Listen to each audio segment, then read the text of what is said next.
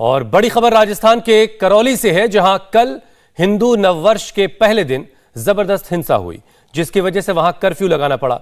नवरात्रि और हिंदू नव संवत के मौके पर कल हिंदू संगठन के कार्यकर्ताओं ने जुलूस निकाला था और इसी दौरान मस्जिद से पत्थरबाजी हुई। हालात काबू करने के लिए जगह जगह पुलिस को बल तैनात करना पड़ा और जिले में धारा 144 लागू कर दी गई। पुलिस के मुताबिक नवरात्रि के पहले दिन करौली के हटवारा बाजार से होकर एक जुलूस निकाला जा रहा था और इसी दौरान जुलूस पर पथराव हुआ। मंदिर, दुकानों और मकानों में तोड़फोड़, आगजनी और लूटपूट की गई। अब तक 30 से ज्यादा लोगों को हिरासत में लिया गया है। हैरानी की बात यह है कि पुलिस चौकी से 200 मीटर की दूरी पर दुकानों में तोड़फोड़ और आगजनी हुई। अब सवाल यह है कि जुलूस पर पथराव करने वाले कौन थे? क्या ये साजिश के तहत जुलूस पर हमला किया गया?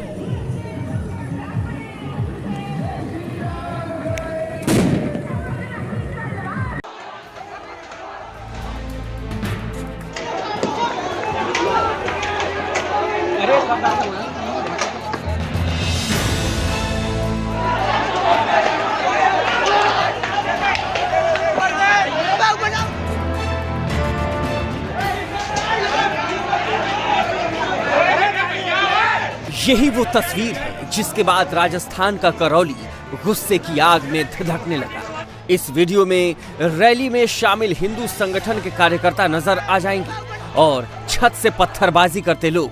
ऐसा लग रहा है कि छत पर बैठे लोग रैली का गली से गुजरने का इंतजार कर रहे थे। इस तरह से पत्थरबाजी होने लगती है जैसे हजारों पत्थर छतों पर जमा करके रखे गए हों।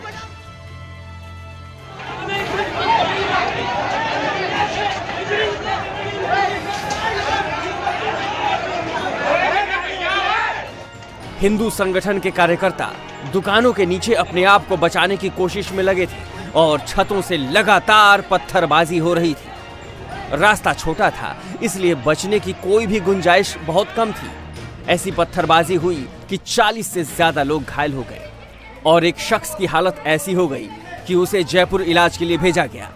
जो पुलिस वाले सुरक्षा देने के लिए इस रैली के साथ साथ चल रहे थे, इस पत्थरबाजी में वो भी घायल हो गए। करौली के बाजार में इस तरीके के होल्डिंग्स हर जगह लगे हुए हैं, जिसमें हिंदू नववर्ष के उपलक्ष्य में देखिए समस्त हिंदू समाज करौली द्वारा आयोजित विशाल शोभा यात्रा और इसकी तारीख 2 अप्रैल 3 बजे, यानी पहले से ही पूरा परमिशन ले लिया गया था और इस शोभा यात्रा का रूट पूरी तरीके से तय था कि किस जगह से ये शोभा यात्रा निकलेगी। फिर आखिरकार वजह क्या है जो इस तरीके से बवाल हुआ और क्या वजह रही कि इस बवाल को इस तरीके से अंजाम देने की कोशिश की गई? क्या ये पहले से साजिश रची गई थी? और उसके बाद हंगामा इस कदर बरपा है कि तमाम दुकानों को आग के हवाले कर दिया गया है। घंटे भर यही तमाशा चलता रहा, पत्थरबाजी होती रही और पत्थरबाजी जब बंद हुई तो इलाका धुआं धुआं हो गया। दुकानों का शटर डाउन होने लग गया, मकानों के दरवाजे बंद होने लग गए, गाड़ियों में आग लगा दी गई, दुकानों में आग लगा दी गई, गाड़ियों में जबरदस्त तोड़फोड़ हुई।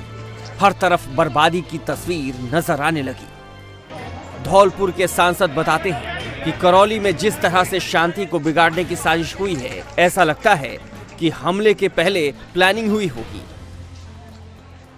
हालत देखिए, दुकानों को पूरी तरीके से जला दिया गया है। ये घर है, तमाम दुकानें जल के राख हो गई। अभी भी देखिए आग लगी हुई है यहाँ पर, तमाम दुकानें अभी भी सुलग रही हैं, जल रही हैं और यही पूरा इलाका है। यहाँ से जिस वक्त वो शोभा यात्रा निकल रही थी उस वक्त हंगामा हुआ। हटवाड़ा में सबसे पहले हंगामा हुआ और उसके बाद हंगामा इस कदर बरपा कि तमाम जितने लोग थे उन्होंने घरों को जलाना शुरू कर दिया। यहाँ पर तोड़फोड़ शुरू हो गई है। देखिए आग लगी हुई है दुकान में, पूरे घर को जला के खाक कर दिया गया है।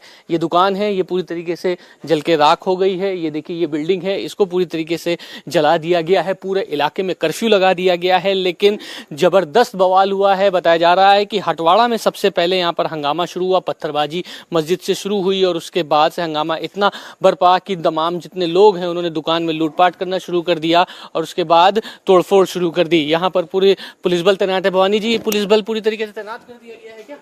जी जी है? बिल्कुल। जगह कौन सी है तो बता दीजिए। ये फूटा कोट है। फूटा कोट। जी जी। और हंगामा कहाँ से शुरू हुआ था?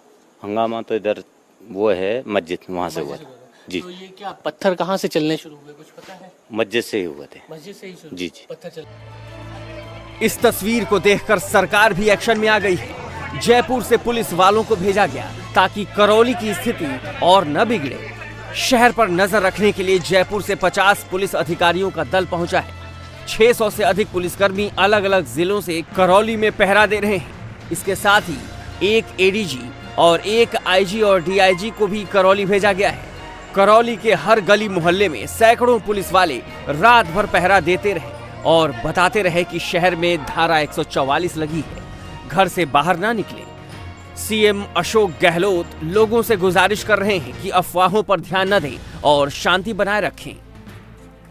करौली में हुई घटना को लेकर डीजी पुलिस से बात कर स्थिति की विस्तृत जानकारी ली है।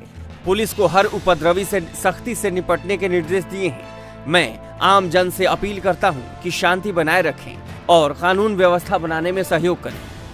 ये जो करौली के बीच अंदर का इलाका है और यहाँ पर ये जो पूरा रास्ता है ये हटवाड़ा की तरफ से होकर गुजरता है।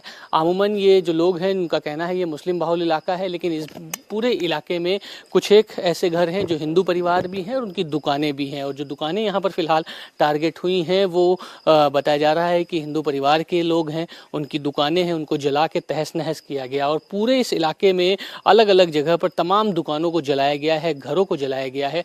करौली के कई इलाकों से बाइक रैली गुजर रही थी। बकायदा प्रशासन से इजाजत ली गई थी, इसलिए रैली के साथ साथ पुलिस की टीम भी थी। डीजे पर म्यूजिक बज रहा था, माहौल जबरदस्त था। लेकिन जैसे ही करौली के मुस्लिम इलाके हटवाड़ा बाजार में ये जुलूस दाखिल होता है, माहौल बदल जाता है। शहर का अमन चैन भस्म होने लगता है। जान बचाने के लिए जिसे जिधर जगह मिली उधर भागा। पुलिस वाले भी जान बचाकर छिप गए। पत्थरबाजी करने वाले मुसलमान थे और चोट खाने वाले हिंदू, लिहाजा वही हुआ जिसका डर था। चिंगारी भड़क उठी, तोड़फोड़ होने लगी और आगजनी शुरू हो गई। करौली का जो एक सामंजस्यपूर्ण वातावरण था उसको दूषित करने की कोशिश की गई। तो इसके संदर्भ में करीब 30-32 लोगों को चोटें लगी हैं, जो लिस्ट ली गई है पीएमओ के हिसाब से।